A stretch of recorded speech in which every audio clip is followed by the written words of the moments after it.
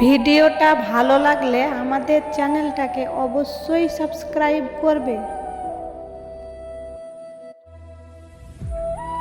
জোর করে কখনো কারো কাছ থেকে ভালোবাসা পাওয়া যায় না।